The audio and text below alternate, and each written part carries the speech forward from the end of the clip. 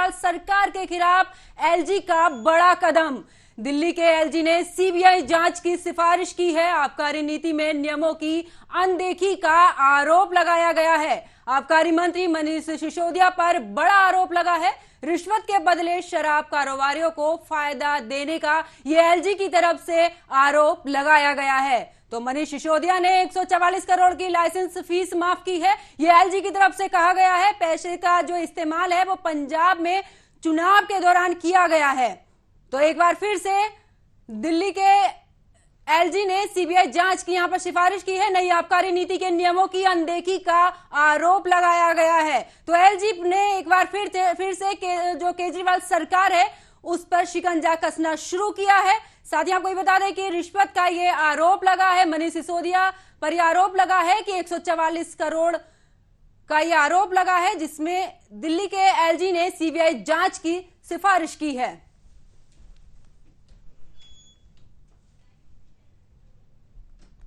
तो केजरीवाल सरकार के खिलाफ एलजी का बड़ा कदम। दिल्ली के एलजी ने सीबीआई जांच की सिफारिश की है।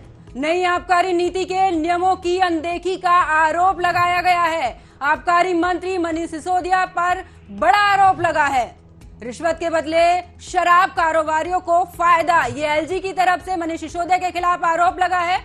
आपको बता दें कि 144 करोड़ के जो आरोप लगा है मनीष सिसोदिया के खिलाफ, तो केजरीवाल सरकार के खिलाफ एलजी का बड़ा कदम। दिल्ली के एलजी ने सीबीआई जांच की सिफारिश की है। नई आबकारी नीति के नियमों की अनदेखी का आरोप लगाया है। तो वही इस मामले में बीजेपी ने आम आदमी पार्टी पर जमकर हमला बोला है। बात अगर गंभीर गौतम की करें तो उन्होंने ट्वीट कर आम आदमी पार्टी पर हमला बोलते हुए कहा है कि दिल्ली में शराब का कारोबार करने वाले मंत्री पर कार्रवाई होनी है। एक मंत्री पहले से जेल में है और दूसरे की तैयारी है। तो एक तरफ एलजी का आम आदमी पार्टी पर यह गंभीर आरोप है, तो दूसरी तरफ बीजेपी ने भी ये साफ तौर पर कहा है। बात अगर गौतम गंभीर की करें तो उन्होंने देखिए ट्वीट किया है, कहा है, सुना है दिल्ली में शराब का कारोबार करने वाले मंत्री पर भी कार्रवाई होने वाली है। एक मंत्री पहले से ही जेल में है और दूसरे की तैयारी है। तो जहां एक तरफ एलजी ने आम आदमी पार्टी पर शिकंजा कसना शुरू किया, तो वहीं बीजेपी की तरफ से भी आरोप प्रत्यारोप का जो सिलसिला है वो शुरू हो गया है। केजरीवाल सरकार के खिलाफ एलजी का बड़ा कदम। दिल्ली के एलजी ने सीबीआई जांच की मांग की है। साथ ही नई आबकारी नीति के नियमों की अनदेखी का भी आरोप लगाया गया है। आबकारी मंत्री मनीष सिसोदिया पर एक बड़ा आरोप लगा है। रिश्वत के बदले शराब कारोबारियों को फायदा देने का आरोप एलजी की तरफ से लगा है। मनीष सिसोदिया ने 144 करोड़ की लाइसेंस फीस जो है वो माफ की है। साथ ही एलजी का यह भी कहना है कि जो पैसा इस्तेमाल किया गया है वो पंजाब सरकार बनाने के दौरान।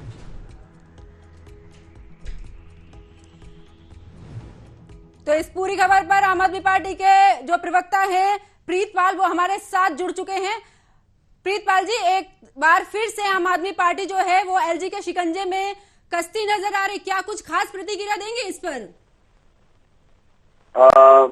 देखिए यादव जी, ये जो इस समय घटनाक्रम आपको दिख रहा है, ये निकट भविष्य में आने वाले जो चुनाव हैं, जो गुजरात के अंदर है, हरियाणा के अंदर है, अन्य प्रदेशों में जो चुनाव होने हैं, वो भारतीय जनता पार्टी को दिखने लगा कि आम आदमी पार्टी की अब ताकत बढ़ती चली जा रही है, लोकप्रियता जो है वो बढ़ती चली जा रही है। उनको ध्यान में रख के इस तरह की घटनाएं अब शुरू हो गई हैं। असम में एक एफआईआर करा दी गई है। इसी तरह हम लोगों को एलजी द्वारा भी हम लोगों को तो प्रेशर डाला जा रहा है जो आबकारी नीति को लेकर है। ये सब सारी बातें जो हैं ये सब आने वाले चुनाव को देख के की जा रही हैं। इससे आम आदमी पार्टी न डिगने वाली है न डरने वाली है। प्रीतपाल जी, हमारे साथ बने रहिए। इस दौरान जो दिल्ली के मुख्यमंत्री अरविंद केजरीवाल वो प्रेस कॉन्फ्रेंस कर रहे हैं, जरा आपको सुनवाते हैं। तो आपको 3-4 महीने पहले ही बता दिया था। इनके लोगों ने हमें बताया था कि मनीष जी को ये गिरफ्तार करने वाले हैं, जल्दी गिरफ्तार करने वाले हैं। 3-4 महीने पहले बताया था। मैंने प्रेस कॉन्फ्रेंस करके उसके बाद अपने कई भाषणों में, असेंबली में मैंने कहा था कि ये मनीष को गिरफ्तार करने वाले हैं। तो 3-4 महीने पहले जब इनके लोगों ने मुझे बताया कि मनीष जी को गिरफ्तार करने वाले हैं, मैंने कहा मनीष ने क्या कर दिया, क्या केस है? तो उन्होंने बताया अभी कोई केस नहीं है, कुछ मिला नहीं है, ढूंढ रहे हैं, कुछ बना रहे हैं। तो अब हमारे देश के अंदर एक नया सिस्टम लागू किया गया है। पहले यह तय किया जाता है कि किस आदमी को जेल भेजना है, और फिर उसके खिलाफ एक मनगढ़ंत झूठा केस बनाया जाता है और उसे जबरदस्ती जेल भेजा जाता है। एक नया सिस्टम हमारे देश के अंदर अब लागू हुआ है। मीडिया से अभी तक जो मुझे पता चला है कि जो जो ये आरोप प्रत्यारोप लगाए जा रहे हैं, मैंने सारा अभी चेक कराया, पूरा का पूरा केस बिल्कुल झूठा है, बिल्कुल झूठा है। उसमें रत्ती भर की भी सच्चाई नहीं है। मैं मनीष सिसोदिया को 22 साल से जानता हूं। सन 2000 में पहली बार मिला था मनीष जी से। एक बेहद कट्टर ईमानदार आदमी है, कट्टर देशभक्त आदमी है। हमारे देश में पिछले 75 साल में सरकारी स्कूलों का बेड़ा गर्क कर दिया था इन सारी सरकारों ने मिलकर, इन सारी पार्टियों ने मिलकर। बहुत बुरा हाल कर दिया था इन लोगों ने। करोड़ों करोड़ों बच्चे, गरीबों के बच्चे जो इन सरकारी स्कूलों में पढ़ते थे, उनका भविष्य अंधकार में था। कोई उम्मीद नहीं थी। गरीब का बच्चा गरीब बनेगा, अमीर का बच्चा अमीर बनेगा, गरीब का बच्चा मजदूरी करेगा, रिक्शा चलाएगा, अमीरों के बच्चे अमीर बनेंगे। ये एक सिस्टम पूरे देश के अंदर लागू हो गया था। पहली बार आम आदमी पार्टी की जब सरकार बनी दिल्ली के अंदर, मनीष सिसोदिया जी एजुकेशन मिनिस्टर बने। दिल्ली के अंदर भी सरकारी स्कूलों का बहुत बुरा हाल था। दिल्ली के अंदर मनीष सिसोदिया ने रात दिन मेहनत करके दिल्ली के सरकारी स्कूलों को शानदार बनाया। ऐसा बनाया कि अब अमीर लोग भी अपने बच्चों को सरकारी स्कूल में भर्ती करा रहे हैं। अमीरों के और गरीबों के बच्चों को एक जैसी शिक्षा मिल रही है। दिल्ली के सरकारी स्कूलों के अंदर एक ही डेस्क पे एक जज का, एक अफसर का और एक रिक्शे वाला का बच्चा बैठ के एक ही डेस्क पे बैठ के पढ़ते हैं। मनीष सिसोदिया ने केवल दिल्ली के स्कूल ठीक नहीं किए, देश के करोड़ों करोड़ों बच्चों को एक उम्मीद दी है कि सरकारी स्कूल भी ठीक हो सकते हैं, गरीबों के बच्चों का भविष्य भी अच्छा हो सकता है।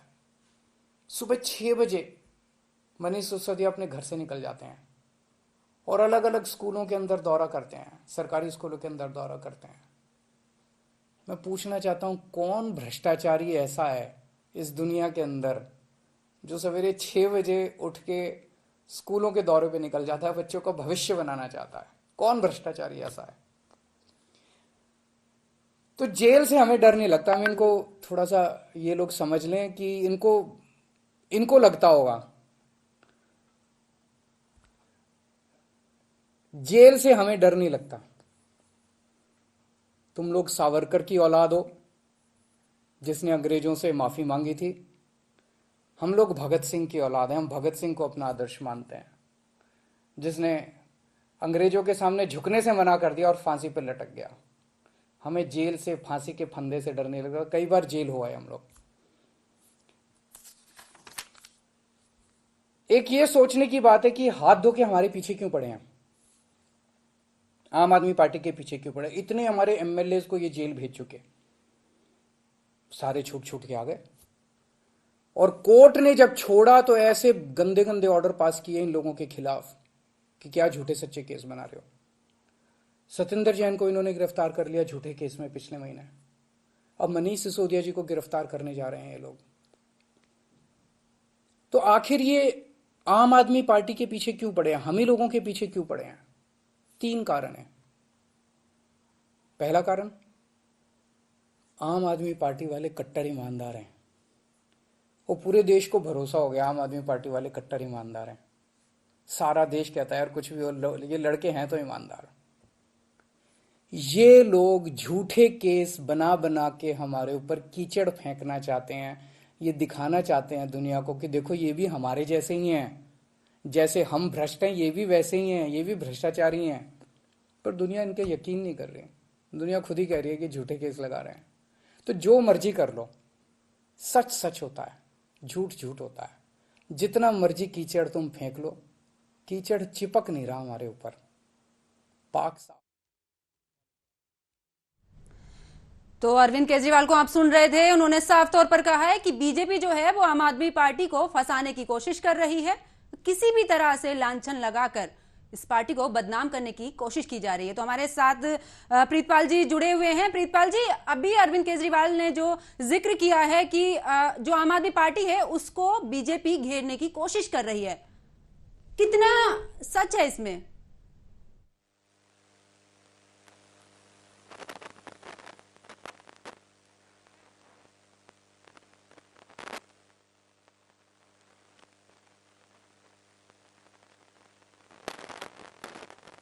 कहा है कि जो आम आदमी पार्टी के नेता हैं उनको बीजेपी घेरने की कोशिश कर रही है। हाल ही में अगर हम बात करें तो हरियाणा में भी चुनाव होना है, जिसको लेकर उन्होंने बीजेपी पर आरोप लगाया है कि बीजेपी पूरी तरह से जब से हमने पंजाब जीता है तब से वो डरी हुई है।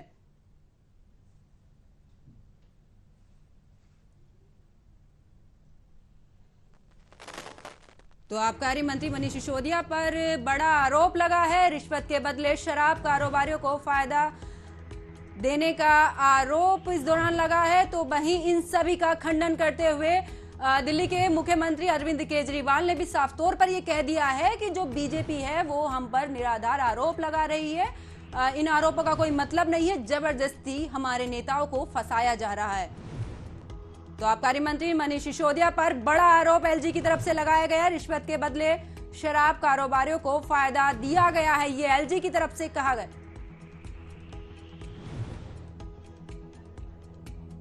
तो पैसे का इस्तेमाल जो है वो पंजाब सरकार जब बनाई गई थी, जो इलेक्शन का टाइम था उस दौरान इसका इस्तेमाल किया गया है, ये एलजी की तरफ से बोला गया है।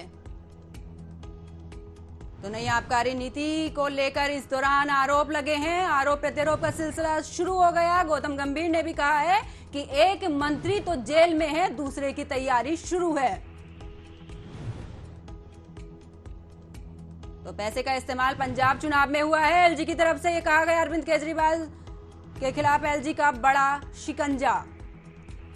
तो इस पूरी खबर पर न्यूज रूम से मेरे सहयोगी निशांत चतुर्वेदी हमारे साथ जुड़े हैं। निशांत, अगर बात हम आम आदमी पार्टी की करें, जिस तरीके से एलजी ने आरोप लगाया है, वहीं अरविंद केजरीवाल ने भी प्रेस कॉन्फ्रेंस करते हुए बीजेपी पर साफ तौर पर कहा है कि जो आरोप लग रहे हैं वो हमें फंसाने की कोशिश की जा रही है। कितना दोनों के बीच अंतर देखा जा रहा है? देखिए, आरोप प्रत्यारोप का दौर इस समय हमें देखने को मिल रहा है। इससे पहले भी हमने देखा था कि दिल्ली सरकार और लेफ्टिनेंट गवर्नर के बीच में आपसी तालमेल नहीं था, और आज फिर से एक बार एक बड़ा आरोप है लेफ्टिनेंट गवर्नर का दिल्ली सरकार पर, खासतौर पर मनीष सिसोदिया पर, जो आबकारी मंत्री भी हैं। उनका यह आरोप है कि 144 करोड़ के लाइसेंस का फीस। मैं आपको रोकना चाहूंगी, मेरे साथ आम आदमी पार्टी के प्रवक्ता हैं प्रीतपाल जी, वो हमारे साथ जुड़े हुए हैं। प्रीतपाल जी, मैं आपसे यही पूछ रही थी कि किस तरीके से आप बीजेपी पर, जो अरविंद केजरीवाल हैं, उन्होंने भी आरोप लगाया है कि हमें फंसाने की कोशिश की जा रही है, तो कितना दोनों के जो हम तालमेल की बात करें तो कितना आरोप सही है ये? देखिए, आम आदमी पार्टी जिस तरह से देश में लोकप्रियता इनकी बढ़ रही है हमारी पार्टी की, अभी 4 दिन पहले ही हम लोगों एमपी में जो मेयर का चुनाव हुआ था नगर निगम का, उसमें हम सिंगरौली में हमारा मेयर जीत के आया। तकरीबन 54 से ज्यादा हमारे पार्षद वहां जीत के आए। गुजरात मॉडल कह के 2014 में देश के अंदर सरकार बना के बैठे हुए मोदी जी, वहां पे सूरत में हम दूसरे नंबर की पार्टी बन के नगर निगम में उभर के आए हैं। उत्तर प्रदेश में भी तकरीबन 83 सीटें ग्राम प्रधान की हम 2020 में जीत के आते हैं। अब ये समझ में इनको आने लगा। असम में देखिए हमारे 2 पार्षद जीत के आ जाते हैं। तो इस तरह से लोग, भारतीय जनता पार्टी अब समझने लगी है कि अब कांग्रेस हम करते करते बहुत दिन हो गया। ये ज्यादातर कांग्रेस को प्रस्तुत इसीलिए करते हैं कि कमजोर है, ये कमजोर को ये पेश करके अपने आप को मजबूत दिखाना चाहते हैं। तो अब इनको ये दिखने लगा कि अब ये कांग्रेस करना बंद करें जो कीर्तन करते थे। अब ये चाह रहे हैं कि अब आम आदमी पार्टी करके इनको डराने का, धमकाने का, इनके नेताओं को जेल में भरने का, इनको ईडी का, इनको सीबीआई का डर दिखाकर इनको डरा के रखने का काम करना चाह रहे हैं। अभी आपने देखा सिंगापुर की सरकार जब बुला रही थी दिल्ली के मॉडल को पूरे विश्व में दिखाने के लिए, देश का नाम कितना गौरवमय होता, वहां पे सिंगापुर न जाने के लिए प्रधानमंत्री और कई लोगों ने इनको रोक लगाई। कई बार अरविंद केजरीवाल ने उनसे चिट्ठी भी लिखी, भाई मुझे जाने दो, इससे देश का ही नाम रोशन होगा, दिल्ली का नाम रोशन होगा। तो दिल्ली तो देश का अंग है, देश की राजधानी है, मगर इन्होंने जाने नहीं दिया। तो ये समझ चुके हैं कि जो ख्याति है, जो सच्चाई की ख्याति है, जो लोगों को लाभ मिल रहा आम आदमी पार्टी से, अब जन जन तक जाने लगा। अब इनका जो माया जाल जो था ना, वो हिंदू मुसलमान वाला, मंदिर मस्जिद वाला, अब वो धीरे धीरे लुप्त होता जा रहा है। अब लोगों को दिखने लगा है पेट से, अब उनको महंगाई दिखने लगी है। यही प्रधानमंत्री जीएसटी का, जब 2017 में जीएसटी आई थी, कहते दही, चूड़ा, दाल, आटा, इन सब चीजों पे अब जीएसटी नहीं लगेगा, वही जीएसटी लग गया 5%। अब 85% लोगों को भी जीएसटी 5% देना पड़ेगा। होटल का कमरा लेंगे तब 12% आपको देना, 18% देना पड़ेगा। यहाँ तक कि हमारा मरीज अगर अस्पताल में भर्ती होगा, वहां 5% जीएसटी देना पड़ेगा। तेल महंगा, रेल महंगा, ये तो मामला रहा जो लोकसभा का चल रहा है उसमें, और ये मामला अलग है। लेकिन प्रीतपाल जी, मैं यहाँ पर आपसे ये पूछने की कोशिश कर रही हूँ कि जो मनीष सिसोदिया पर 144 करोड़ की लाइसेंस फीस माफ करने का जो आरोप लगा है, इसको लेकर आप क्या कहेंगे? एक बार फिर से कहीं दोहराएंगे? मैं बिल्कुल, देखिए, मनीष सिसोदिया के खिलाफ जो है 144 करोड़ की लाइसेंस फीस माफ करने का आरोप लगाया है। साथ ही ये भी आरोप लगा है कि जो पंजाब सरकार जब बनी थी उस दौरान पैसे का भी दुरुपयोग किया गया है। इसको लेकर आप क्या कहेंगे? देखिए, जांच का विषय है। अगर एलजी ने कोई बात कही है तो हम लोग किसी चीज से भाग तो नहीं रहे। सरकार दिल्ली की कहीं भाग नहीं रही है, पीठ नहीं दिखा रही। अगर एलजी को कहीं घपला दिख रहा है, कहीं गड़बड़ दिख रही है, तो जांच का विषय, जांच में आ जाएगा।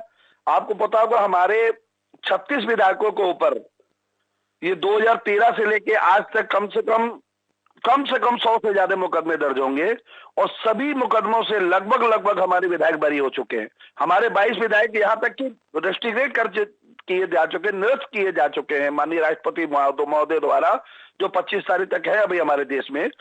उन्होंने रातों रात ही उनको निकाल दिया, उनके पद से हटा दिया। माननीय सुप्रीम कोर्ट ने उनको बहाल किया। हम तो अभी हमारे सत्येंद्र जैन जी को, जो शिक्षा का मॉडल, जो स्वास्थ्य का मॉडल उन्होंने दिल्ली में पूरे विश्व में डंका बजा दिया, उनको इन्होंने बंद किया, जिनके घर से मात्र 2,87,000 रुपए मिले। तो ये कुल मिला के ये आने वाले निकट भविष्य में जो चुनाव हैं और जो आम आदमी पार्टी की जो लोकप्रियता बढ़ती चली जा रही है, उसको कम करने के लिए, उसको लोगों की निगाह में ये दिखाने के लिए कि हम भ्रष्टाचारी हैं और ये भी भ्रष्टाचारी हैं। हमारी सफेद अगर कुर्ते पे दाग लगा हुआ है तो इनके कुर्ते पे भी दाग लगा हुआ, मगर लोग मानने को तैयार नहीं है। लोग कह रहे हैं यार ये तो कहता था दिल्ली में, और आप भारतीय जनता पार्टी वाले कहते थे ये देश बर्बाद कर देगा, ये श्रीलंका बना देगा, मगर 8 साल से दिल्ली में बिजली मुफ्त मिल रही है, पानी मुफ्त। कैप्टन आईजी भदौरिया, उनको भी जोड़ने की कोशिश करेंगे, हमारे साथ बने रहिए। अभी तो जो सिसोदिया हैं उनके खिलाफ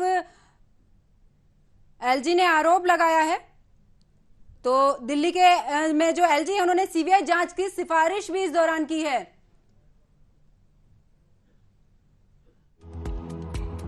आम आदमी पार्टी अरविंद केजरीवाल की सरकार कट्टर बेईमान सरकार है। यह शिकायत मैंने सीबीआई को, लेफ्टिनेंट गवर्नर साहब को एक्साइज पॉलिसी के ऊपर दी थी। आज गवर्नर साहब ने जो इसके ऊपर सीबीआई इंक्वायरी इनिशिएट की है, मैं उसके लिए बधाई देता हूं उनको भी, और दिल्ली और देश के लोगों को, क्योंकि अब दूध का दूध और पानी का पानी होगा। ये एक्साइज पॉलिसी टेलर मेड थी, कुछ लोगों को बेनिफिट देने के लिए थे। अरविंद केजरीवाल ने अपने चहेतों को काम दिया और यहां तक उनके लिए 12% प्रॉफिट तय किया ताकि 6% उसमें से लिया जा सके, ना मैन्युफैक्चरर के लिए ना रिटेलर के लिए। देश में पहली सरकार है जिसने होलसेलर के लिए 12% प्रॉफिट तय किया। और यही नहीं, इस पॉलिसी की अमेंडमेंट की गई, जो पॉलिसी एक बार कैबिनेट से अप्रूवल होगी उसके बाद उसको बदला नहीं जा सकता था। ग्रुप ऑफ मिनिस्टर्स ने।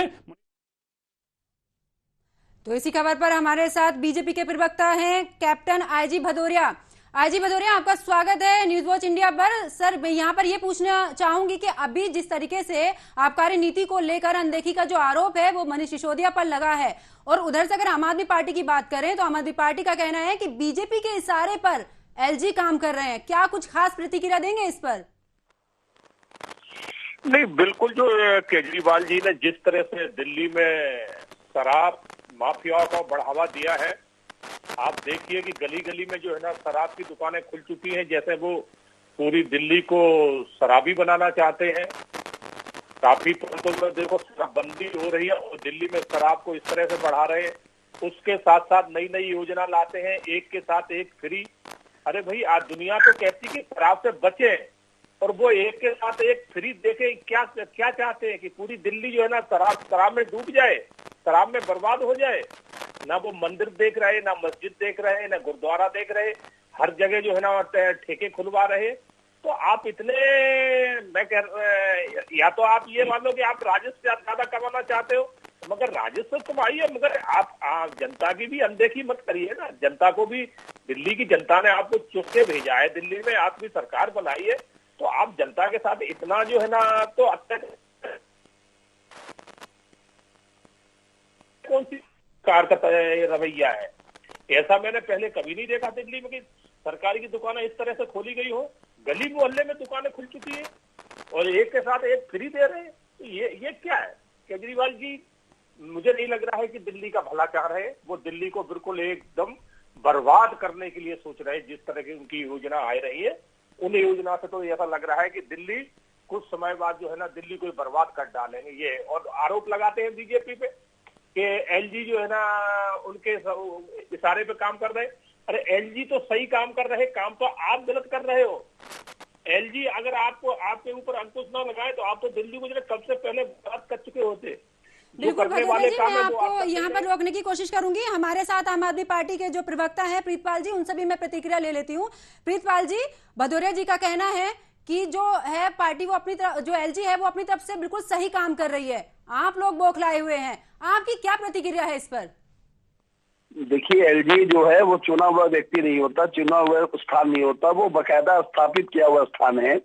जो सबसे अच्छा मेरे घर पे काम करने वाला, मेरी बात सुनने वाला, वो उसी को हम स्थापित करेंगे ऐसे स्थानों पे।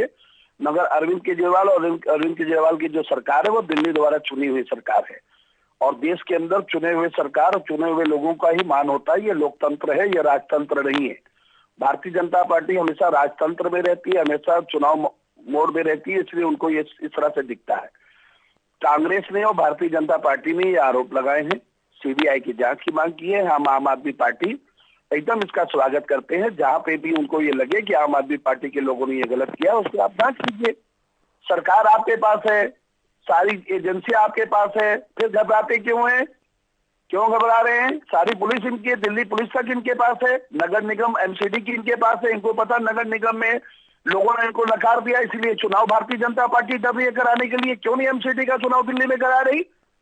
एमसीडी का चुनाव खत्म हो चुका है, जो पार्षद है वो एक्सपायर हो चुके हैं एक तरह से पूरा पद से, तो उनको क्यों नहीं आप एमसीडी का चुनाव कराओ? उनको पता है एमसीडी का चुनाव ये हार रहे। तो ये भूमिका खराब करना चाहते हैं आम आदमी पार्टी की, ताकि लोगों में ये मैसेज जाए कि आम आदमी पार्टी एक भ्रष्टाचारी पार्टी है। ये भारतीय जनता पार्टी का जो सपना है, जो सोते और जागते हुए देखती है, ये पूरा नहीं होने वाला। आम आदमी पार्टी हर जन के हर दिल में बसी हुई है। हमारे जो काम है लोगों को दिख रहे हैं। अब पंजाब के अंदर भी हम लोगों ने काम करना शुरू कर दिया है, बिजली मुफ्त कर दी है। जल्द ही आपको नई नई घोषणाएं वहां पे मिलेंगी। ये बार बार कहते रहे पंजाब को बर्बाद कर देंगे, दिल्ली को बर्बाद कर देंगे, इनका यही भाषा रहती है। 2020 में आपको बताया बहन क्या हाल था दिल्ली का। इनके केंद्रीय मंत्री तक वहां पे उल्टे सीधे भाषण करते थे, हिंदू मुसलमान की रैट तक की स्थिति इन्होंने कर दी थी, पूरे दिल्ली को तितर बितर कर दिया था। भारतीय जनता पार्टी के पास कोई विजन नहीं है। भारतीय जनता पार्टी के मात्र एक विजन था जो हिंदू मुसलमान और मंदिर मस्जिद का था, वो धीरे धीरे लुप्त होता चला जा रहा है। अब इनको समझ में आने लगा है कि अब बच्चा जो है वो अब परेशान हो चुका है, अब उसको नई चीज चाहिए। तो नई चीज जाने के लिए उन्होंने उठा के शतरंज जैन को बंद कर दिया। अब मनीष सिसोदिया को भी गिरफ्तार करने में लगे हुए हैं। आगे हमारे मुख्यमंत्री जो लोकप्रिय मुख्यमंत्री हैं अरविंद केजरीवाल, उनको गिरफ्तार करेंगे। हमारे जैसे कार्यकर्ताओं को ये गिरफ्तार करवाने का काम करेंगे। तो इससे डरने वाले आम आदमी पार्टी नहीं है। हम लोग सावरकर की औलाद नहीं है, हम लोग भगत सिंह को मानने वाले हैं, भगत सिंह के नीतियों को मानने वाले हैं। भीमराव अम्बेडकर जी के संविधान पर भरोसा करने वाली ये पार्टी है। ये किसी भी गीदड़ भक्तियों से डरने वाली नहीं है। हम हर जो भी आपकी एजेंसियां उनका सामना करेंगे, क्योंकि हम सही हैं और सच्चे हैं और हमको हारने और इसका डर नहीं है। हम जनता के प्रति हम जवाब दें, हम जनता के प्रति और जनता के लिए ही काम करेंगे।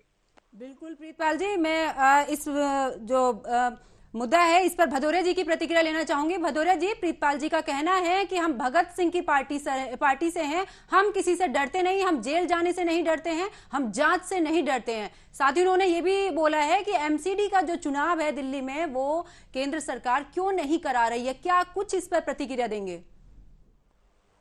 नहीं, जिस तरह से इन्होंने कहा हम भ्रष्टाचार में, इनके 2 मंत्री तो एक पंजाब का और एक का नाम दिल्ली सरकार का, 2 मंत्री भ्रष्टाचार में बंद हैं। और केजरीवाल जी जो इनको जो है ना अवार्ड देने के लिए बोले इनको तो पुरस्कार दिया जाए, इतने ईमानदार हैं। और जब उनसे जांच एजेंसियों ने सवाल पूछे तो उसका जवाब नहीं दे पाए कि आपके पास ये पैसा कहां से आया, आपने ये जमीन खरीदी है तो ये जमीन में जो इन्वेस्ट किया ये कहां से आपने लगाया, उसका ये जवाब नहीं दे पाए। आज जेल में पड़े हैं, उनकी कोर्ट से जमानत भी नहीं हो रही है। अगर वो सच्चे होते तो कोर्ट से जमानत मिल जाती ना, वो नहीं मिल पाई। और फिर ये कहना चाह रहे हैं कि हम भगत सिंह के, अरे जनाब आपके यहाँ भगत सिंह, पंजाब सरकार है आपकी पंजाब में, और भगत सिंह को वहाँ उग्रवादी कहा गया है। सिमरनजीत मान जो अभी सांसद नए बने हैं, उन्होंने भगत सिंह के ऊपर सीधा सीधा जो है ना इतना घटिया आरोप लगाया है, और आपकी सरकार मुंह बंद करके बैठी है। भगत सिंह को उन्होंने जो है ना आतंकवादी बताया है। आपको शर्म आना चाहिए, डूब के मर जाना चाहिए आम आदमी सरकार को कि एक हमारा स्वतंत्रता सेनानी जिसने फांसी अपने गले में फंदा डाल लिया था देश की आजादी के लिए, आज उसको जो है ना पंजाब में उसको आतंकवादी बताया जा रहा है। और आम आदमी की सरकार चुपचाप बैठ के कान में तेल डाल के सुन रही है। तो मर जाना चाहिए ऐसी सरकार को डूब के कि हमारे जो है ना इतने जिन्होंने देश को आजादी के लिए अपने प्राण की आहुति दे दी, आज उनको पंजाब में आतंकवादी कह रहे हैं और वो ये सुन रहे हैं, क्योंकि ये वहाँ पंजाब में सरकार नहीं चला रहे, वहाँ एक पूरी रूप से पंजाब में आज जो खालिस्तान हावी हो चुका है और इनकी मजबूरी है कि खालिस्तान से ये कुछ कह नहीं सकते हैं, क्योंकि उनके समर्थन से इनकी सरकार है, उनके चंदे से इनकी सरकार बनी है, तो ये कह ही नहीं सकते। नहीं हिम्मत है सिमरनजीत को जेल में डालिए, तो उन्होंने भगत सिंह को कैसे आतंकवादी कह दिया? मैं इसी का जवाब चाहता हूं उनसे। बिल्कुल प्रीतपाल जी, ये भी कहा गया है कि जो भगत सिंह है उनको आतंकवादी और खालिस्तानी की सरकार आपको बता दिया गया, इस पर क्या कहेंगे? इस पर मैं यही कहना चाहूंगा कि जिस महाशय का इन्होंने नाम लिया वो है सांसद ने जो अभी शपथ ग्रहण वहां लिया है संसद के भीतर, तब इनकी आवाज कहाँ बंद बैठी हुई थी? इनके देश के सांसद, प्रधानमंत्री और शिक्षा मंत्री, आप मुझे बोलो, मैंने आपके बीच में नहीं बोला। जरा इनको चुप कराइए, इनको मुंह में शीशी डालिए, जरा इनको चुप कराइए जरा। मैं जब अपने समय में नहीं बोला, मेरे समय में ना बोले कृपया करके। संसद के भीतर जब वो शपथ ग्रहण कर रहे थे, जिन्होंने कहा कि जिन्होंने अपशब्द कहे भगत सिंह, जो शहीद भगत सिंह हमारे हीरो हैं, उनके लिए बुरा कहा, तब ये चुप क्यों बैठे हुए थे? हरियाणा की सरकार जब एयरपोर्ट बन रहा था, सब लोगों ने कहा कि उस एयरपोर्ट का नाम भगत सिंह होना चाहिए, इन्होंने उसका बहिष्कार क्यों किया? जिस भगत सिंह की ये बात यहाँ पे कर रहे हैं, पहली बात ये उस पार्टी से आते हैं जिनका राष्ट्रीय अध्यक्ष बंगारू लक्ष्मण कैमरे के ऊपर पैसे लेते हुए, घूस लेते हुए पकड़ा गया था। अब मैं कुछ नाम बता रहा हूँ। बीएस येदियुरप्पा जो कर्नाटक के भ्रष्टाचारी, इन्होंने खुद, इनकी सरकार, इनकी भारतीय जनता पार्टी ने माना कि वो भ्रष्टाचारी हैं, उनको पार्टी से निकाला, फिर बुलाकर फिर मुख्यमंत्री बना दिया। बेल्लारी बंधु जो रेड्डी बंधु थे, उनके ऊपर मुकदमा ईडी का चल रहा है, 16,500 करोड़ रुपए का घोटाला खनन का।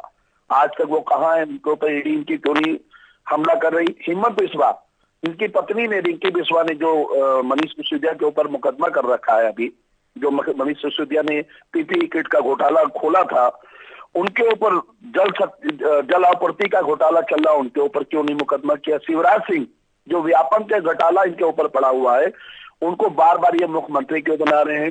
ये क्यों उनको बार बार अवार्ड दे रहे हैं? मुकुल राय जो टीएमसी के नेता हुआ करते थे, जिसके ऊपर पैसे का घोटाला, कई तरह के निदेशालय का घोटाला आया था, उसको ईडी क्यों नहीं आज पकड़ रही? रमेश पोखरियाल जो मुख्यमंत्री भी रहे, इस समय शायद राज्यपाल हैं, उनके ऊपर ये कुछ नहीं, क्यों नहीं कुछ कर पा रहे हैं? नारायण राणे जो अभी महाराष्ट्र की सरकार, जो इन्होंने चीनी शिवसेना से आए थे, उनको ये गोद में बैठा के दूध पिला रहे हैं, उनके ऊपर कुछ नहीं कर पा रहे हैं। तो भारतीय जनता पार्टी भ्रष्टाचारी पार्टी है, ये जनता जान चुकी है।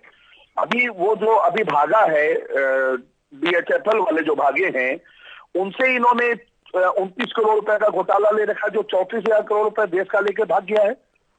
उनके ऊपर ये क्या कहना चाहेंगे? 29 करोड़ रुपए लिखित इन्होंने दिया इलेक्शन कमीशन को, भारतीय जनता पार्टी ने, कि डीएच एप्पल ने मुझे 29 करोड़ रुपए का चंदा दिया है, और जो देश का 34,000 करोड़ रुपए लेके भाग चुका है।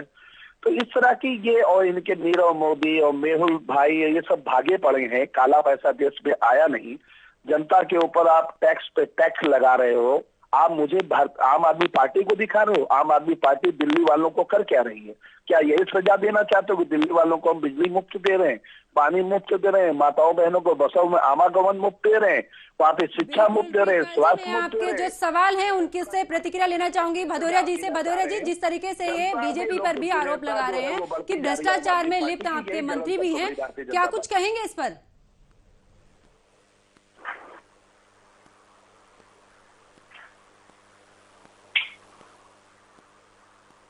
भदौरिया जी, आपको मेरी आवाज मिल रही है?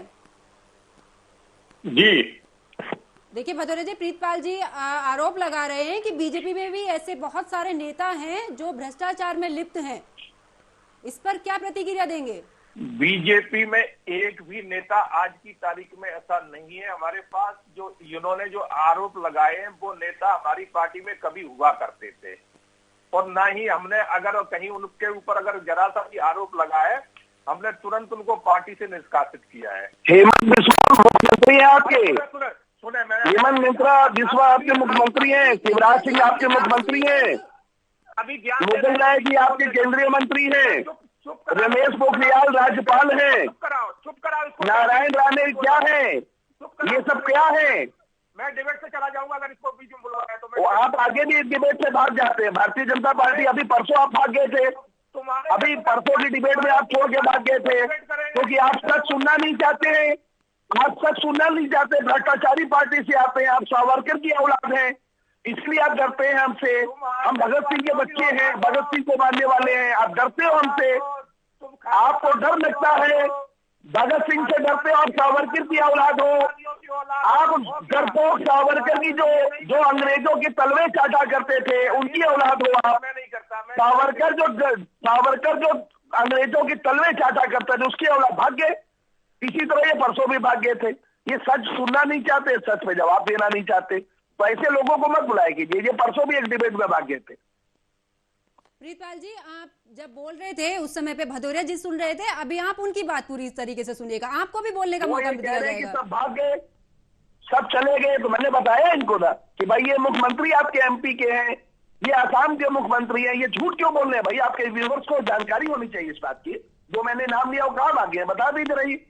नारायण राणे आज भी इनकी पार्टी में, मुकुल राय आज भी इनकी पार्टी में है, हेमंत बिस्वा आज भी इनके मुख्यमंत्री हैं, शिवराज सिंह आज भी इनके मुख्यमंत्री हैं। जो व्यापक का इतना बड़ा घोटाला लगा, जो डॉक्टर नहीं थे उनको सर्टिफिकेट दे दिया, ये झूठी पार्टी है, ये भाग गए। अब आपका जवाब नहीं देने वाले, आप पूछ लीजिए। चलिए, बहुत बहुत धन्यवाद प्रीतपाल जी, हमारे साथ आप जुड़े और पूरी तरीके से अपनी बात आपने रखी है।